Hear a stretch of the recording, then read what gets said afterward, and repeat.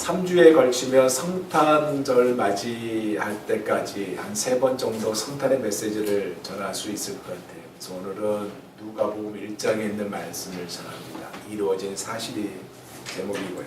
오늘 본문은요, 여러분, 세상에서 가장 아름다운 책이라고 수식어가 붙어 있는 누가복음에 담긴 예수님의 탄생에 대한 첫 번째 이야기가 오늘 본문입니다. 예수님의 탄생에 대해서 말을 하려면 우리는 먼저 세례 요한에 대한 이야기를 안 할 수가 없습니다.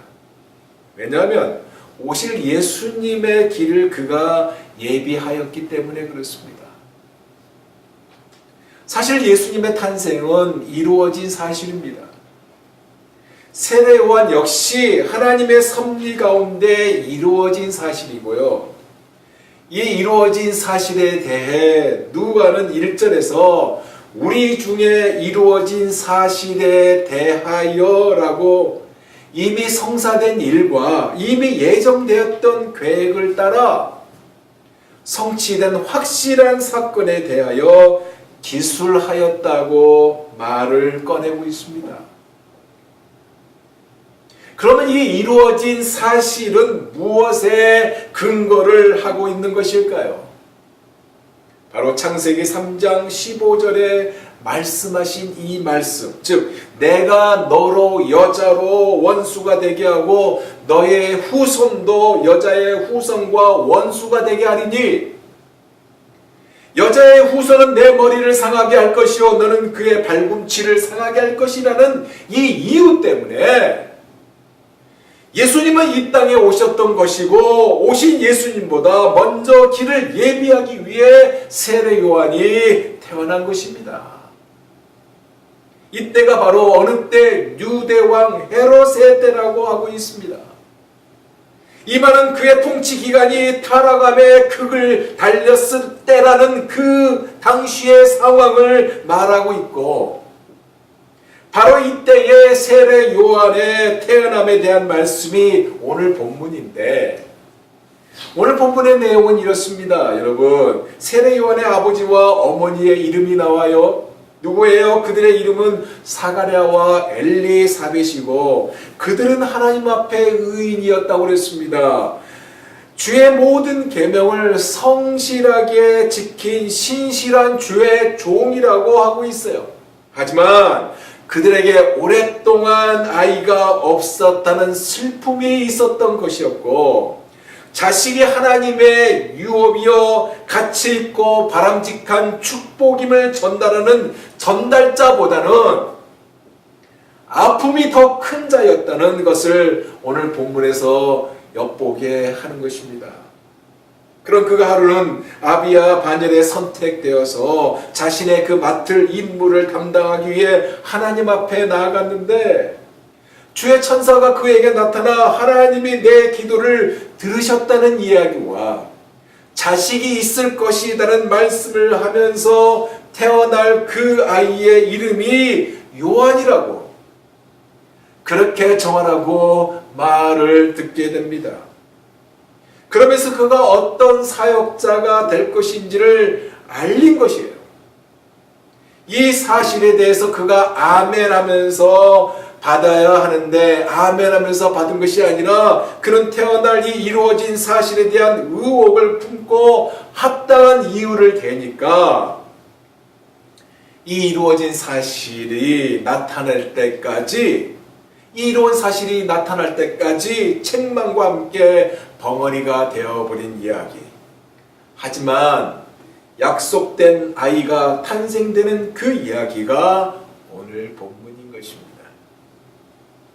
아시다시피 오늘 본문은 상당히 중요합니다. 왜냐하면 태어나는 이 세례 요한이 구약의 계시와 신약의 계시를 이어주는 역할자이신 예수 그리스도의 길을 예비하고 있기 때문에 그렇습니다. 다른 표현을 빌리면 하나님께서 선택하신 어느 집단에서의 눈길이 하나님께 선택된 어느 집단을 향한 그 하나님의 눈길이 이제 온 세계로 돌리신 중요한 사건이 시작되는 것이기 때문에 그렇고, 이 시작의 길을 예비하는 자가 바로 세례 요한이라는 말입니다.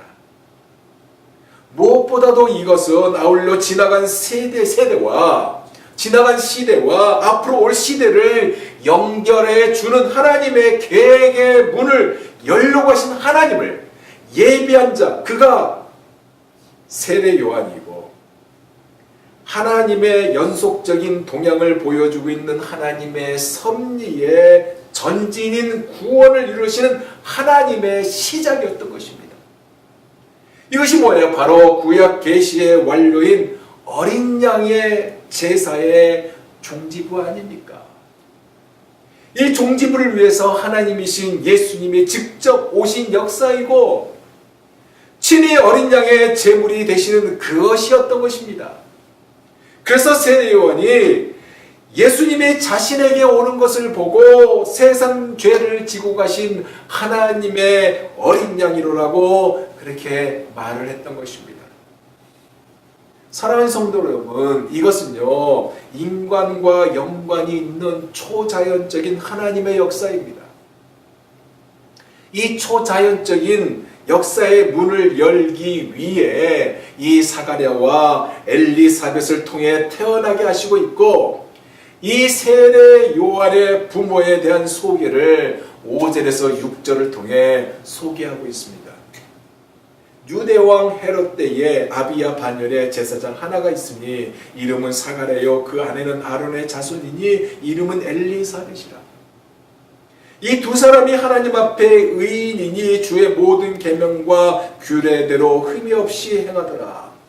무슨 말이냐면요, 하나님 앞에 의인인 경건한 사람들이었다는 얘기입니다. 반대로 말하면 이 말은 절대로 쉬운 말이 아니었다는 얘기입니다. 왜냐하면 그때가 유대왕 헤롯의 때였기 때문에 경건을 실천하는 사람들은 그다지 많지 않았던 때였기 때문에 이때에 하나님은 이들을 소개할 때 하나님 앞에 의인이라고 소개하고 있다는 것입니다. 5세기 작가 마크로비우스의 말에 의하면요, 헤롯이 얼마나 잔인하고 못됐는지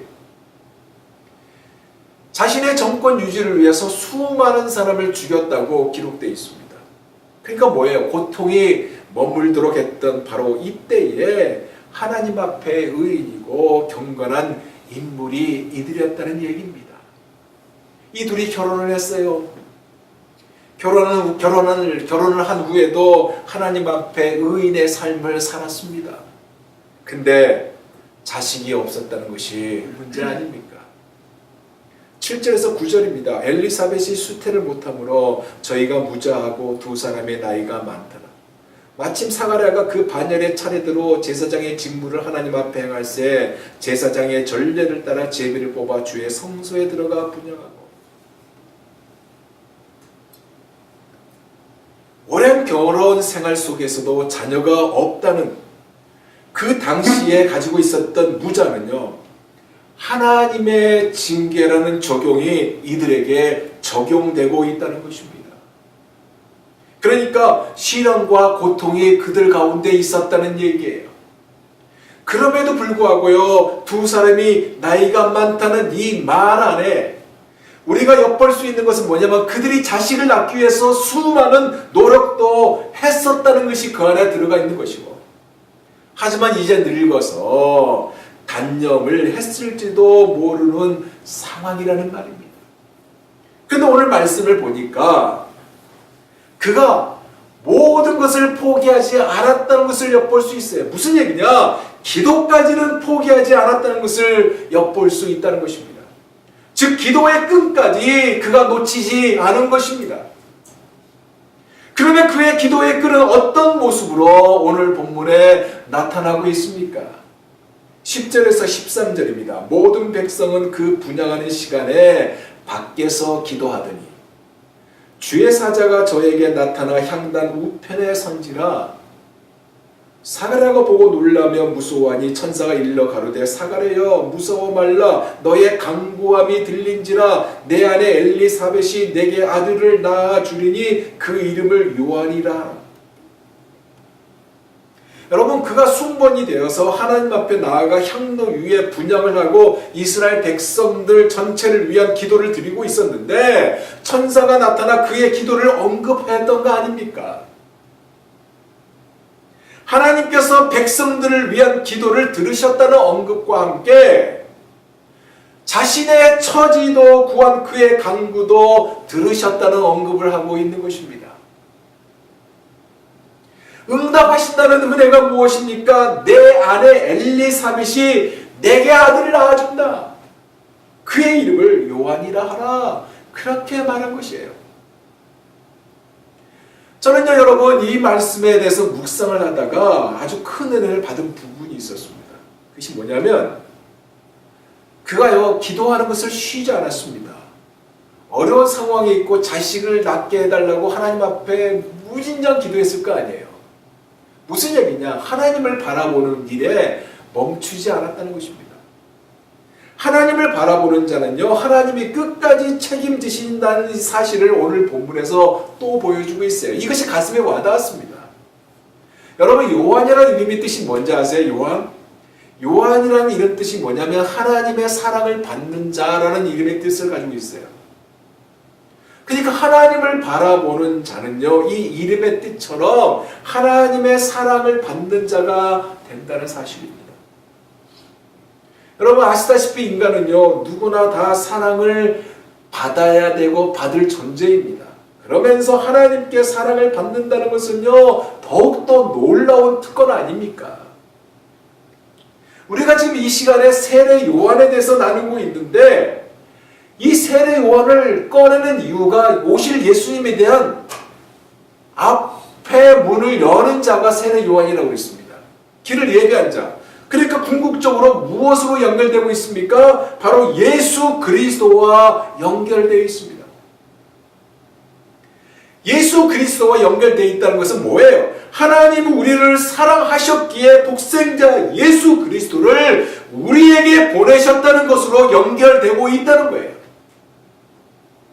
이 보내심이 값없이 주시는 하나님의 사랑이고 친히 십자가에서 죽게 하신 하나님의 사랑입니다. 이 죽으심이 바로 죄의 값은 사망이라는 엄청난 치유심 아닙니까?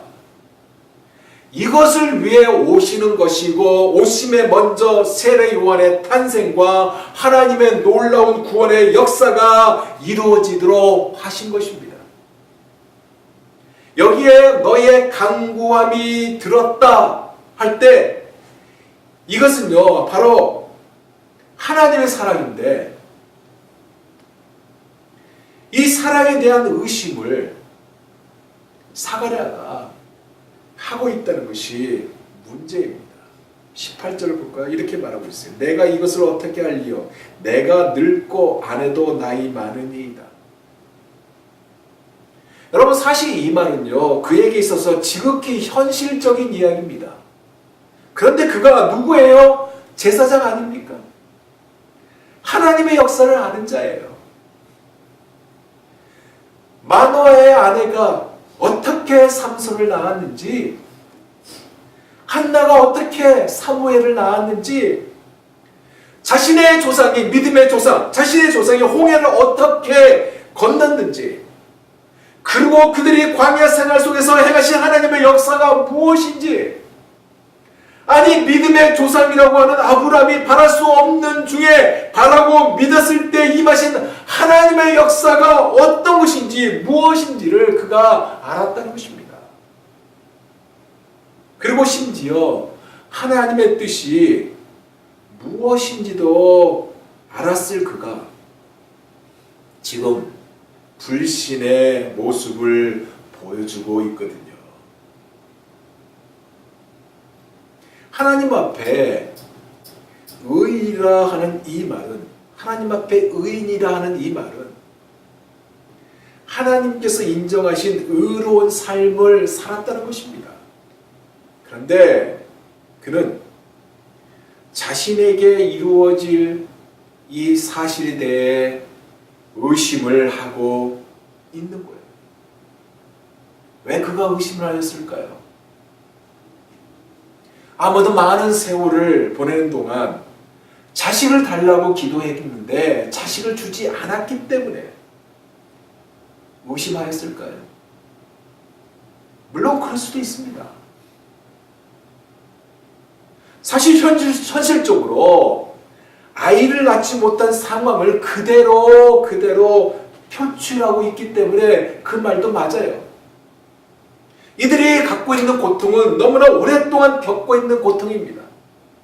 마치요 사무엘상 1장 6절에서 11절에 나오는 한나와 같은 심정이에요. 이렇게 기록되어 있어요. 여호와께서 그를 성태치 못하게 하심으로 그 대적 분인나가 그를 심히 격동하여 번민케 하더라.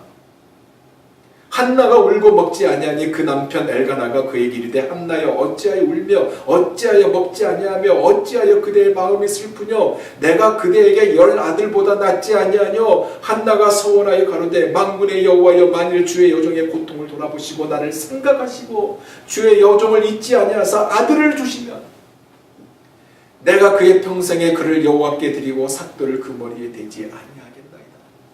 이게 한나의 기도였거든요. 여러분 생각해 보세요. 그래도 한나는 아이를 낳을 수 있는 연령입니다. 안 그래요? 한나는 아이를 낳을 수 있었어요. 사무엘도 낳았고요. 그리고 이어서 세 아들과 2 딸을 더 낳았습니다. 그런데 엘리사벳은 어때요? 나이가 늙어서요. 생리적으로 임신을 할 수 없는 연령입니다. 이 나이가 되도록 아이를 낳지 못했다? 어땠을 것 같아요? 그 고통이 얼마나 심했는지 짐작이 가지 않습니까? 특히 유대 사회에서. 이 고통에서 해방되려고 아이를 갖기 위해서 무척 노력도 했지 않았을까요? 용한 한의사는 다 만났을 것이고 용한 의사는 다 만났을 거고 약은 약들은 다 먹어봤을 것입니다. 지금까지 아이를 달라고 애원하며 부르짖고 있는 그의 모습을 보여주고 있는 것이 다 이 증거라 이거예요. 그런데 하나님의 말씀이 지금 뭐예요? 지금 천사를 통해서 전해진 말씀이 뭐예요? 너의 간구함이 들린지라. 여기서 말하는 간구라는 의미는요, 우리가 일반적으로 기도하는 그 기도가 아닙니다. 특별한 제목을 정해놓고 드리는 기도예요. 이게 간구입니다. 그에게 간구가 뭐였어요? 자식 낳게 해달라고, 아들 낳게 해달라고 간구한 거 아니겠습니까? 그래서 응답하실 내용이 내 아내 엘리사벳이 내게 아들을 낳아주리니 그 이름을 요한이라 하라. 이거였다는 사실입니다. 그의 평생 고통 중에 부르짖고 간구했던 기도 제목이 이것이었고 응답으로 역사하신다는 이야기 아닙니까? 비록 나이가 들어 아이를 낳을 수 없는 것이 현실의 상황이지만 아이를 달라고 구했던 너의 간구대로 응답하신다는 것, 아이를 낳을 수 없는 연령임에도 불구하고 아이를 달라고 구한 그대로 응답하시겠다는 것인데 이 이루어진 사실에 대해 그가 의심을 하였다는 거 아닙니까? 우리가요, 여러분, 분명히 믿어야 하는 것은요, 하나님은 우리의 기도와 간구를 반드시 들으신다는 사실입니다.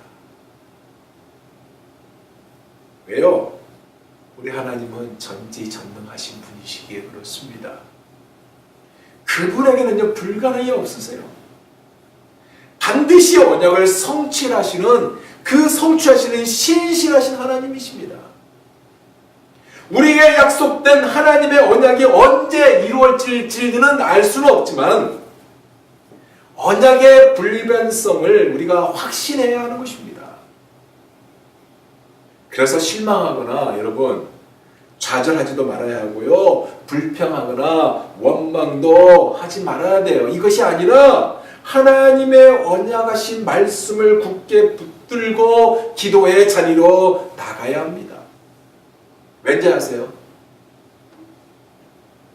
지금 이 사가랴에게 말하는 이것도요, 하나님의 때의 역사이기 때문에 그렇습니다. 무슨 말이냐면요, 응답에는 시간이라는 게 존재된다는 거예요. 여러분, 시간에는 두 종류가 있어요. 하나는요, 카이로스라고 하나님이 정한 그 하나님의 시간이 있고요. 다른 하나는 우리가 일반적으로 시계와 달력이 있고 사람의 시간, 즉 크로노스라는 시간이 있습니다. 이 크로노스 안에는요 24시간이라는 것이 존재되고 있어요. 그리고 365일이라는 1년에 365일이라는 것이 존재되고 있고요. 1년에 12달이라는 것이 존재되고 있고, 시간으로 따진다면 8760시간이라는 것이 존재되고 있어요. 이것이 크로시스예요. 크로노스. 이것이 크로노스예요. 반면에 하나님의 시간인 카이로스는요, 지구의 자전이나 공전에 의해서 구애받지 않는 특별한 시간입니다. 인간의 시간으로, 인간의 상식으로 판단하기 어려운 시간이 이 카이로스입니다. 그러니까 인간이 측량하거나 얘기할 수 없는 시간이라는 얘기입니다. 신앙생활은요, 하나님의 영향 안에서 사는 것입니다. 여기에 기도 응답이 반드시 존재되고 있는데, 기도 응답은요, 내 시간으로 생각하면 안 되고요, 카이로스여야 하는 것입니다. 왜냐하면 내 시간으로 생각하면 실망하게 되고 좌절하게 되고 불평하게 되고 의심하기 때문에 그렇습니다. 기도 응답은요, 하나님께 달려있는 거예요. 카이로스에 달려있다는 말이에요. 그래서 중요한 것은 하나님의 시간에 우리의 마음을 맞추는 거예요. 하나님을 우리에게 맞추면요, 의심하게 되고 불평을 하게 됩니다. 예수님의 이 하나님의 때에, 하나님의 때가 참에 이 땅에 오신 거 아닙니까? 지금 세례 요한도 하나님의 시간 안에 이루어진 사실입니다. 그래서 의심이 아니라 믿어야 했던 것입니다. 천사가 사가랴에게 세례 요한이 어떤 자가 될 것인지 15절에 보면요, 이는 저가 주 앞에 큰 자가 되고라고 하지 않았습니까? 무슨 말이냐? 구약의 모든 선지자들이 그렇게 바라고 원하였던 메시아에 오시는 길을 닦은 마지막 주자가 세례 요한이라는 얘기예요. 오신 메시아를 자신의 눈으로 보게 되는 자라는 의미고요. 그래서 그가 사람으로 오신 메시아를 제일 먼저 인식하고 사람들에게 이분이 메시아시라고 증거한 사람이 되잖아요. 예수님도 마태복음 11장 11절에 내가 진실로 너희에게 말하노니 여자가 낳은 자 중에 세례 요한보다 큰 자가 없도다라고 했던 것입니다. 그러니까 하나님의 시간 안에 이루어질 그의 출생, 이미 구약 성경에 예언되어 있던 이 사실을 의심하지 말고 믿었어야 했다는 얘기입니다. 그 한 예가 여러분 말라기서 3장 1절에 나오잖아요. 뭐예요? 내가 내 사자를 보내리니, 그렇게 기록되어 있어요. 그러니까 세상의 구세주가 세상에 탄생할 때가 가까웠다는 말이고, 400년 동안 암흑기를 보내고 이제 종지부를 찍을 시작이 되었다는 말입니다. 그러기에 하나님은 천사를 보내셔서 요한의 수태고지를 이야기한 거 아닙니까? 이 하나님의 전적인 섭리를 믿어야 했는데, 솔직히 사가랴는 엘리사벳이 나이가 많아 늙어 결코 임신할 수 없다는 현실적인 사실만을 그대로 표출하였고, 자기의 시간으로 하나님의 응답을 보았던 것입니다. 그래서 하나님이 그 일에 대한 표적으로 사가랴의 입을 봉해버렸던 거예요. 여러분, 신앙의 핵심은요, 믿음입니다. 믿어야 역사가 일어납니다. 그러기에 믿음이 능력이라고 그러잖아요. 그리고 믿음은 반드시 행위로 나타나야 하는 것입니다. 그 행위가 무엇인지 아세요? 바로 순종이에요. 그래서 믿음의 삶은 순종인 것입니다. 예수님의 이 땅에 오심도 순종이잖아요. 예수님의 생애를 한마디로 정의해 본다면 순종의 삶이에요.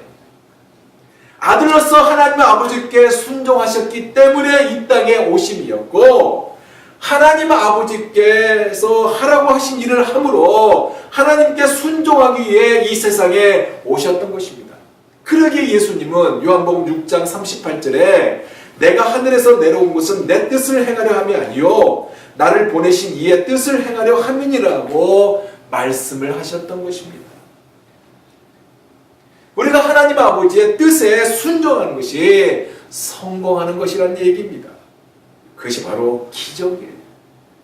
그것이 하나님의 은혜라는 사실을 잊지 마시기 바랍니다. 이제 마무리해 볼게요.